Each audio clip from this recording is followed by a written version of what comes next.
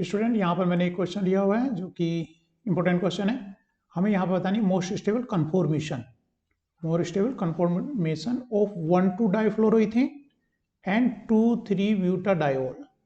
तो बच्चों 2,3 butane diol, 2,3 butane diol का मीनिंग क्या हो गया? ब्यूटेन 4 कार्बन, डायोल मतलब ये हाइड्रोक्सी यहाँ पर और एक हाइड्रोक्सी यहाँ पर, और 1,2 डाइफ्लोरोइथेन का मतलब हो गया इथेन, और यहाँ पर फ्लोरीन और यहाँ पर फ्लोरीन कार्बन पर।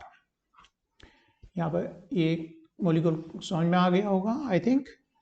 यहाँ पर हम कह रहे हैं कि यहाँ इथेन 1,2 डाइफ्लोरो मतलब यहाँ पर फ्लोरीन एटम और नेक्स्ट कार्बन पर फ्लोरीन एटम। तो इनकी जो कन्फॉर्मेशन है स्टैगर्ड और इक्लिप्स, तो यहाँ पर सारे के सारे 4 ऑप्शन दिए हुए हैं। मोस्ट स्टेबल कौन सी है? तो यहाँ पर ध्यान से देखोगे तो स्टैगर्ड ही है। तो यहाँ पर स्टैगर्ड में बच्चों ये दे रखी है, ये गोच है। स्टैगर्ड में 2 तरह की पॉसिबल है, गोच और एक एंटी जब फ्लोरीन क्या है अपोजिट साइड से। ऐसी बच्चों ब्यूटेन की 2 पॉसिबल हैं, इक्लिप्स और स्टैगर्ड। तो यहाँ सारी की सारी इसमें भी क्या देखोगे तो स्टैगर्ड है, इक्लिप्स नहीं है। इक्लिप्स में क्या होता है बॉन्ड सामने होते हैं। तो यहाँ 2 पॉसिबल हैं जिसमें हाइड्रोक्सी क्या हो गए एंटी हो गए, या फिर क्या हाइड्रोक्सी जो है गोच कन्फॉर्मेशन में आ गए। और एंटी किसको बोलेंगे बच्चों? जब OH क्या हो अपोजिट साइड हो। तो मोर स्टेबल यहाँ पर कौन सी कन्फॉर्मेशन है ये हमें बताना है। क्वेश्चन शायद आप इसको ध्यान से देख लो, क्वेश्चन समझ में आ गया होगा कि यहाँ पर हाइड्रोक्सी तो मोर स्टेबल कन्फॉर्मेशन कौन सी है और उसके पीछे रीजनिंग क्या है ये हमें यहाँ पे समझना है। तो इसका जो आंसर है इसका आंसर बी है। आगे रीजनिंग हम देखेंगे। तो यहाँ पे फ्लोरीन जो गोच मोर स्टेबल कन्फॉर्मेशन है किससे? FF जब एंटी है। रीजनिंग क्या रही इसके पीछे बच्चों अगर देखें यहाँ पर स्टैगर्ड ज़्यादा स्टेबल होती है इन कंपैरिजन टू इक्लिप्स, लेकिन स्टैगर्ड में भी यहाँ पर 2 तरह की बन रही है, एक एंटी और एक गोच।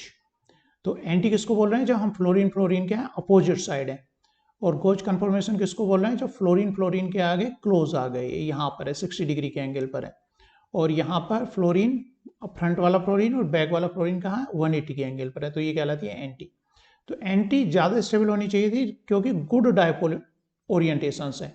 यहाँ पॉजिटिव आएगा, यहाँ निगेटिव और पीछे निगेटिव, इस तरह से। तो बेटर इंट्रैक्शन क्या होना चाहिए? डायपोल इंट्रैक्शन बेटर कहाँ पर है? हमारे एंटी कन्फॉर्मेशन में बेटर इंट्रैक्शन है। लेकिन यहाँ पर बेटर जो है पुअर डायपोल इंट्रैक्शन है, फिर भी ये क्या हो रही है मोर स्टेबल हो रही है। आखिर इसके पीछे क्या रीजनिंग है उसको हम यहाँ पे थोड़ा समझने की कोशिश करेंगे। तो बस इसके पीछे रीजनिंग क्या रहती है? फ्लोरीन और ये जो CH बॉन्ड है एक दूसरे के एंटी पेरीप्लेनर हो जाते हैं, एक ही प्लेन में आ जाते हैं। उससे क्या होता है इसका फ्लोरीन का जब किस फॉर्म में है, ये वाली कन्फॉर्मेशन बच्चों साहॉर्स किसकी दिखाई हुई है? हमने ये दिखाई हुई है FF जब क्या है 60 डिग्री के एंगल पर है, ये F यहाँ पर, और नेक्स्ट कार्बन का F कितने एंगल पर है? 60 डिग्री के एंगल पर है। स्टैगर्ड कन्फॉर्मेशन में ये गोच कन्फॉर्मेशन है। तो ऐसा होने पर फ्लोरीन और उसके एंटी क्या आ जाता है हाइड्रोजन। तो यहाँ पर जो CF का एंटी बॉन्डिंग सिग्मा स्टार है जो कि इसके अपोजिट यहाँ पर होगा, और लो लाइंग हो जाता है, उसकी एनर्जी कम हो जाती है क्योंकि फ्लोरीन की मोर इलेक्ट्रोनिगेटिविटी है। और ये किसके सामने आ रहा होता है? CH के सिग्मा बॉन्ड के सामने आ रहा होता है, और इनके बीच में बॉन्ड इंट्रैक्शन होगा क्योंकि एक दूसरे के क्या आ गए पैरेलल आ गए। जबकि जब यहाँ पर जो है बच्चों ये वाली कन्फॉर्मेशन होगी जिसमें फ्लोरीन क्या है एंटी है, तो यहाँ पर ये CH नहीं है, यहाँ भी सिग्मा स्टार किसके सामने आ रहा है? इसके सिग्मा के सामने आ रहा है, CF के सिग्मा के सामने आ रहा है CF का स्टार। तो इनका इंट्रैक्शन उस तरह से पॉसिबल नहीं है क्योंकि CF का जो है सिग्मा काफ़ी लोअर एनर्जी का हो जाएगा, क्योंकि ऑर्बिटल इंट्रैक्शंस के लिए दोनों की एनर्जी ऑलमोस्ट, ऑर्बिटल की एनर्जी ऑलमोस्ट सिमिलर होनी चाहिए। तो यहाँ पर जो मोर स्टेबिलिटी का रीजन रहा ये गोच इफेक्ट भी इसको हम कह देते हैं, क्योंकि एक तरह से ये हो गया बच्चों रिवर्स हाइपर कॉन्जुगेशन। इसका सिग्मा स्टार CF का सिग्मा स्टार CH बॉन्ड के सिग्मा के सामने आ जाता है, जैसा कि हम एनोमेरिक इफेक्ट में देखते हैं। तो यहाँ पर बच्चों और थोड़ा सा यहाँ पर और अच्छे से दिखाया हुआ है कि यहाँ पे क्या रहता है बच्चों, इसको गोच इफेक्ट करते हैं। गोच इफेक्ट किसमें? मतलब जब सिग्मा CH इंट्रैक्शन कर ले सिग्मा स्टार CF के, जो कि कहाँ पर पॉसिबल है? इस गोच कन्फॉर्मेशन में पॉसिबल है, क्योंकि फ्रंट का CF जो बॉन्ड है बैक साइड के CH के सामने आ जाता है। ये इसके सामने मतलब इसका एंटी बॉन्डिंग इसके सामने आ गया, इसका एंटी बॉन्डिंग ये जो बैक साइड का CH है उसके सामने आ गया, जिसमें ओवरलैपिंग इंट्रैक्शन सिग्मा CH का सिग्मा स्टार CF के सामने होता है। ऐसा ही हमने एनवरिक इफेक्ट में भी पढ़ा है। एक वीडियो हमने एनवरिक इफेक्ट में जो है बनाई थी, जिसमें हमने क्या कहा था, मोर इलेक्ट्रोनिगेटिव ग्रुप कहाँ पर रहना चाहते हैं, एक्सियल पर रहना चाहते हैं। उसकी रीजनिंग क्या दी थी, ये मोर इलेक्ट्रोनिगेटिव है तो इसका बच्चों एंटी बॉन्डिंग सिग्मा स्टार जो ऑक्सीजन है उसका जो नॉन बॉन्डिंग है उसके पैरेलल आ जाएगा और उसके साथ इंटरेक्शन पॉसिबल होंगी। जबकि अगर ये क्या होता है, इक्वेटोरियल होता तो इसका एंटी बॉन्डिंग इस साइड में आता तो इंटरेक्शन पॉसिबल नहीं था, इसलिए ये क्या था, एक्सियल पर मोर स्टेबल हो गया है। सेम ही रीजनिंग है जिसे हम यहाँ पे गोच इफेक्ट कह रहे हैं, क्योंकि यहाँ जो CF है, ये जो CH बॉन्ड है उसके सामने आ जाता है, पेरीप्लेनर आ जाता है। ये CF उसके पेरीप्लेनर आएगा तो सिग्मा स्टार उसके सामने होगा, क्योंकि सिग्मा स्टार क्या होता है, उसके 180 डिग्री होता है।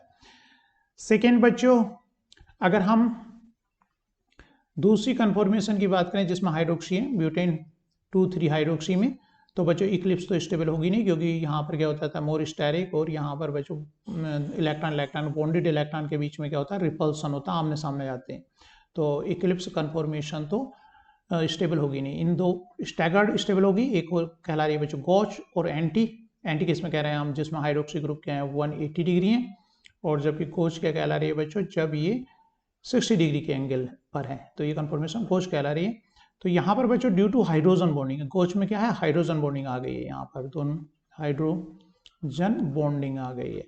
हाइड्रोजन बॉन्डिंग होने की वजह से कोच क्या हो गई है, इसकी मोर स्टेबल फॉर्म हो गई है, मोर स्टेबल हो गई है, और एंटी इतनी स्टेबल नहीं रही है। जबकि यहाँ पर एंटी ज़्यादा स्टेबल होनी चाहिए थी, बल्कि ग्रुप अपोजिट होने चाहिए थे, तो लेस स्टेरिक होती, बल्कि जबकि यहाँ पर कौन सी स्टेबल होगी, कोच होगी। रीजनिंग क्या रही उसकी, क्योंकि इनके अंदर क्या आ जाती है, हाइड्रोजन बॉन्डिंग आ गई। तो इस तरह से हमारा जो ऑप्शन है इसमें कौन सा, बी सही हो जाता है, बी में, क्योंकि FF क्या है बच्चों, कोच कन्फॉर्मेशन है, जिसमें FF रिवर्स हाइपर कॉन्जुगेशन की वजह से, और दूसरा ड्यू टू हाइड्रोजन बॉन्डिंग की वजह से यहाँ पर ये गोच मोर स्टेबल है, एंटी स्टेबल नहीं है। यहाँ पर एक चीज और बताना चाहूँ बच्चों, यहाँ पर अगर फ्लोरीन की जगह पर सेम क्या हो, क्लोरीन ब्रोमीन या आयोडीन, क्लोरीन ब्रोमीन या फिर आयोडीन हो, तो उसमें जो है हमारी यहाँ पर देख सकते हो कौन सी स्टेबल है, एंटी मोर स्टेबल है। वहाँ पर गोच इफेक्ट इतना इफेक्टिव नहीं है, तो वहाँ पर जो डोमिनेंट फैक्टर हो गया गुड डाइपोल ओरिएंटेशन फैक्टर हो जाता है। जबकि फ्लोरीन फ्लोरीन लगे, क्योंकि इसकी इलेक्ट्रॉनिगेटिविटी ज़्यादा होने से तो ऑर्बिटल का जो इंट्रैक्शन है वो डोमिनेंट फैक्टर हो जाता है, वो ज़्यादा प्रभावी फैक्टर हो जाता है, और उसमें गोच कन्फॉर्मेशन मोर स्टेबल रहती है। अगर इसके दूसरे डेरिवेटिव जैसे यहाँ पर क्लोरीन या ब्रोमीन या आयोडीन, तो उनमें हम कौन सी को स्टेबल मानते हैं, एंटी कन्फॉर्मेशन को मोर स्टेबल मानते हैं, जैसा कि इसमें सबसे लोअर एनर्जी उसकी दिखाई हुई है।